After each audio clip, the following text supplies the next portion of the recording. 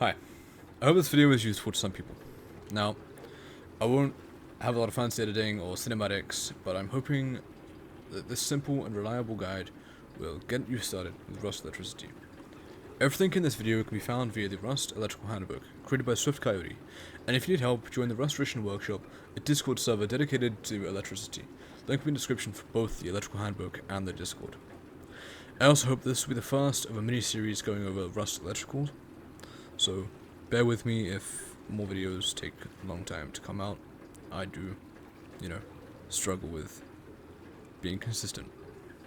Now then, whether encountering Rust electricity for the first time or revisiting after a break, this video will hopefully provide a structured foundation for understanding how base circuits are designed. It focuses on principles that apply to all builds, from simpler setups to complex ones, multi-system bases. No prior experience is assumed, and those already familiar with electricity and Rust will still find this guide on best practices, I hope at least. So, let's start with power generation. Generating power from the wind turbines is one of the most common ways to generate power. They are very reliable and will produce anywhere from 0 to 150 watts. Wind turbines' power is greatly influenced by the tower height to buildable ground and surrounding structures. I'll put some images up on the screen that will hopefully help, especially with some graphs. So, wind turbines are also large deployables and need a lot of room. It is something is blocking the path of wind. The turbine will not produce any power at all until the wind shifts direction. On screen will be an image. This is the safe and not safe build areas, and everything in the red area is affecting the power output of the turbine. However, you can still in fact build perfectly fine within this zone. There's an invisible beam that sticks out in front of the turbine at the intersection of the blades. You can see this on the map on the screen. If this beam gets blocked by anything, either the environment or something the player deploys or builds, the turbine will stop spinning and stop producing power. Now, little fun fact. Turbines always rotate clockwise and takes about an hour to complete a full 360 degrees rotation. And, so yeah. Anyways, the strength of wind varies over time. This means that the amount of power a wind turbine produces fluctuates up and down. This is the main reason why average power is used when talking about how much a wind turbine produces. I'll put a little graph on the screens. It should, hopefully it's pretty obvious how this graph works.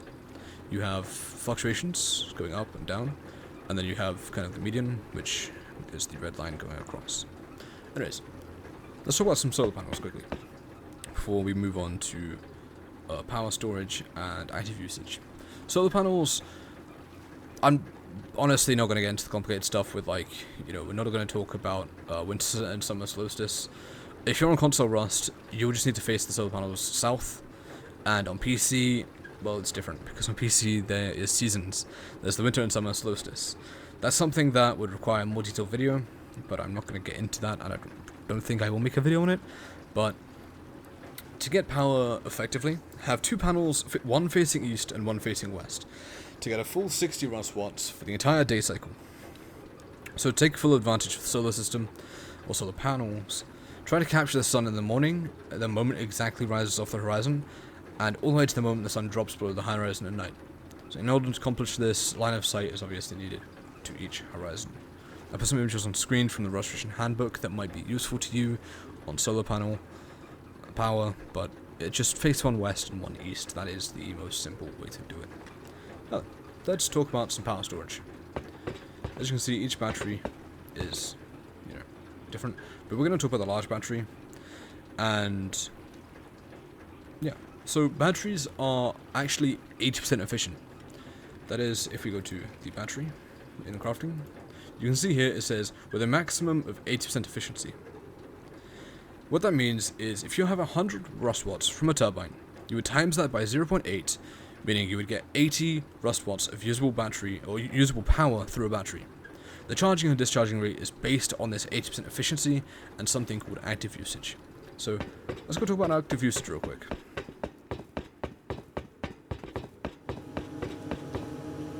When you combine batteries with the root combiner, as we are doing here in this scenario, they do not split the load as one would expect. They cannot see each other, so each battery tries to power the whole circuit. In this demonstration, I want to power 6 fridges and 3 cameras. Okay? Doing so would require approximately 29 rust watts from the batteries. Actually, I'm not even powering these 2 fridges, I'm only powering 4. My bad. Anyway, as you can see, the active usage says 29 power. But if we take out the power supply from both batteries, we will quickly see that both batteries are draining. This effectively means we are using approximately 58 power instead of the 29 if we were only using one battery. That's how active usage works, and that's how batteries work when daisy chaining them using this system. However, this is not the case, or I don't believe is the case for some power. Hey there, editor me here. So while I was editing this, I realized I didn't actually talk about max depth or short circuit. So probably an issue with the fact that I tried to record that entire video in one take. But anyways, here's the quick rundown of how it works. So what is short circuit or max depth error? Well, when you encounter this error, it will appear as a red text when looking at the input of an output connection. But the game does not actually tell the player which error you have. It's up to you to figure this out. Now, I've had a few people message me on Discord, and a guy even leave a comment on my Nexus video because of this error. And I thought, you know, let's quickly talk about it. I went and checked my recording, my editing, realized I didn't mention in max depth and short circuit when I was supposed to, so quickly throwing this in. So, a short circuit. A short circuit occurs when the electrical system, within the electrical system, when power is wired into a loop and ends up feeding back into itself. This creates a recursive condition where power has no true destination and instead endlessly recycles through the same path. The only reason short circuit was used was because batteries actually behaved differently in the past. I do touch up this later on in this video. But players discovered ways to reuse unused power battery output by feeding it back into the battery, a trick known as the infinite power loop. This was a real and infinite power loop, not the OreBlocker from the past, and worked until active usage was introduced. Now then, max depth. A max depth violation happens when the number of components from and including a power source to root combiner exceeds a hard-coded limit of 16. There'll be some graphs on the screen, but this is one of the most common causes of confusion when players build advanced centralized power networks. Despite showing the same short circuit max depth error message, this is an entirely different issue than short circuit. When electricity travels from a power source to a root combiner, it passes through many electrical components along the way, including branches, splitters, switches, lights, batteries, and anything else you can think of. If the total number of the components in that power path exceeds 16 to the root combiner, the root combiner will stop functioning and display a short circuit and max depth error on one of its inputs. However, this rule applies to every unique path. There is no way to bypass the max depth limit. It is hard-coded, however, but following an RC bus design, which means root combiner bus, you can pretty much delay or eliminate the risk of hitting max depth. That's it. Thank you, editor me, for putting this in. Thank you for watching this little part. Anyway, back to the one singular take video that I fucking messed up on. Power sources, or power circuit types. Anyway, hopefully you now know how power is generated and stored. So let's move on to the kind of bread and butter of this video. The battery backup systems. Let's show off some battery backups since we have talked about power sources. Those are going to be your wind turbines, solar panels, and small generators, obviously your power sources. So a battery backup serves to keep a circuit online by compensating for the drop in power or temporary failures such as power sources being destroyed. So let's start off with the most simple. It's not a battery backup, but actual direct delivery. But I thought I'd show you this to compare the backup systems to something at least. I'd say the only time you'd make this is when you want to put quick deployment of essential systems. Just a single turret for early game, or in a raid tower using a small generator to the turret. You know, that's how you would mostly use direct power. But even then, you'd most likely use an inline backup, which is the next circuit. This one right here. Now, this is the inline backup. Probably the most used circuit for people that are new to the game and new to Rust. It's simple to make and use, and reliable for low power circuits. However, this circuit is subject to the battery's constant 80% efficiency, wasting power when adding more batteries to the inline, and isn't useful in large-scale systems.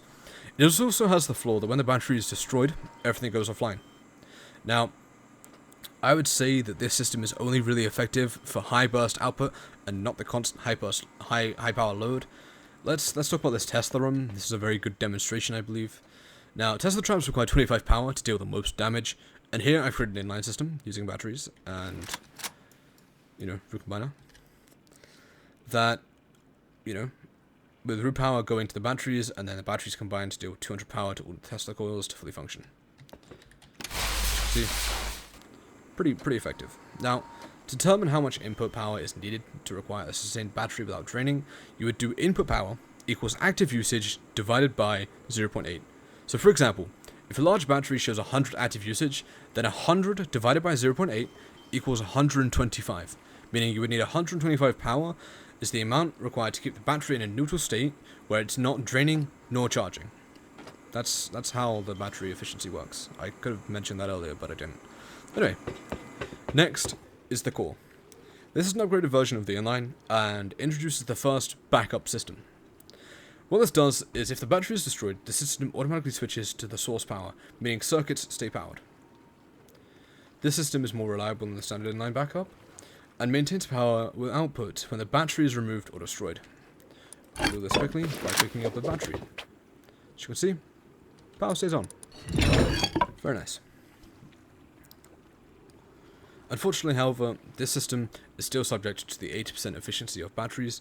However, there is now a new problem, being that only 99% of the 100 power of the large battery is available for use. This is because this system, right here, requires 1 power to power the set on the memory cell. Well, let's move on, shall we? This is the OreBlocker system. This system was one of the earliest and well-known backup systems in Rust, often mistaken as an infinite power loop. That's because this cycle dates to around 2019, when batteries would charge or discharge, but not both, due to the lack of active usage, meaning batteries didn't have an active usage set. This meant the batteries would always output at the maximum power and not what would be used. However, this infinite power loop was actually a real and different exploit, and is not this type of circuit. So, yeah. Now, today, however, this system is pretty outdated and not used.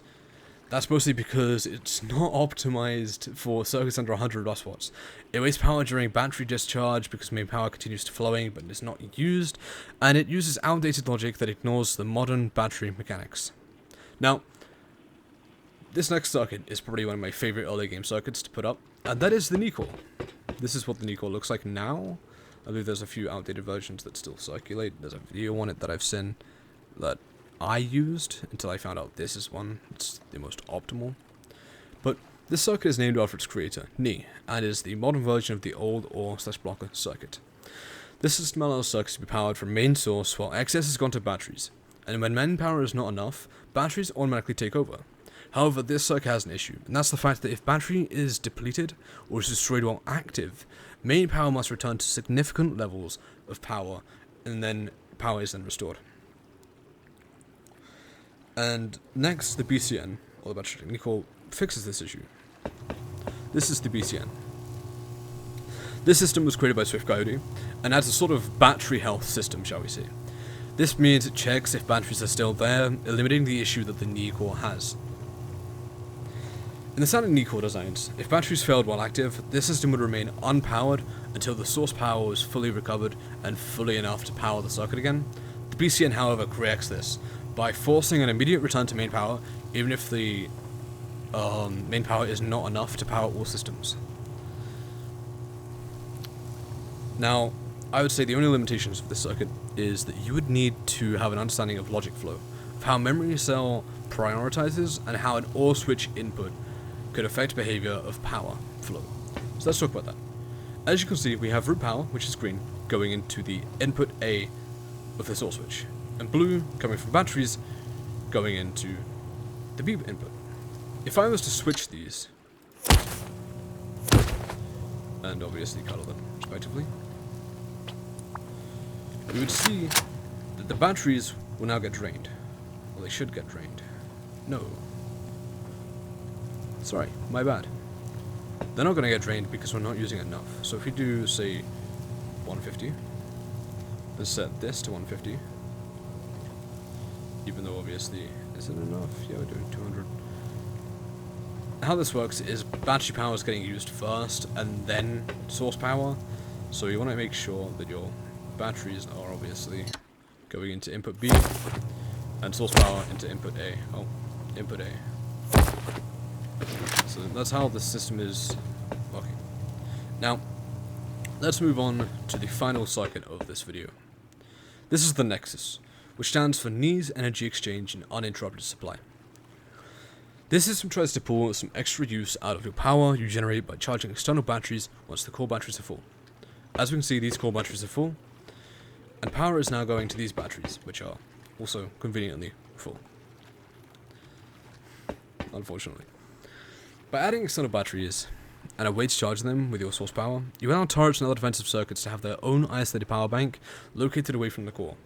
This means they can stay online even if the the Nexus core is destroyed. Meaning those with the fear that the BCN or NE core systems that are the isolated points of failure due to them being centralized systems no longer have to worry about that. I do go in more depth about this, however, in my Nexus video. There will be a link for the description in that on how to make it. But effectively, the Nexus is no longer your single point of failure, as you now have backup battery systems that are isolated away from this that can still provide power to your batteries or to your circuits. Anyway, that's kind of the video, and I kind of hope you enjoyed that. I don't know. I hope this was useful to some people. I've probably made a bunch of mistakes in this video. Am I still gonna upload the raw footage as I am? Yes. But yeah, you know. Thank you for watching, and if you found this video helpful, please like and comment. If there's something wrong with the video, comment and tell me what's wrong, and I will correct you if, you know, if you're wrong, or if I'm wrong, I will admit I'm wrong, and I will say thank you for the input, because I'm still new to the electrical scene. I'm still new to learning circuits, so yeah. I hope that this video was helpful to some people, and thank you for watching.